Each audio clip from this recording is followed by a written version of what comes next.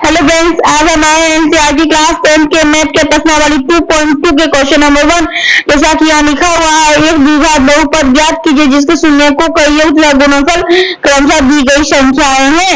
इसका second number का question √2, 1/3 ये शून्यकों का योग अल्फा प्लस बीटा इक्वल होता है minus B by equal to, देखिए माइनस बी के बाय यानी कि शून्यकों का योग √2 दिया, ये माइनस इसका वाला लग गया, ये माइनस √2 और शून्यकों का गुणनफल alpha into beta equal to C by A equal to 1/3 हो गया। यहाँ 1/3 दिया हुआ, यहाँ ए इक्वल टू हो गया 3 और डी इक्वल टू हो गया माइनस √2 और सी इक्वल टू हो गया 1। ये शून्यकों का द्विघात समीकरण होता है ax² plus bx plus c। यहाँ ये a की जगह पे 3x² हो गया माइनस √2, b की जगह पे √2x हो गया प्लस 1। ये इसका आंसर का इस क्वेश्चन का पूरा वीडियो चाहिए तो लिंक डिस्क्रिप्शन में दिया हुआ है। ऐसे ही क्वेश्चन के लिए हमारे चैनल को सब्सक्राइब करें। ओके।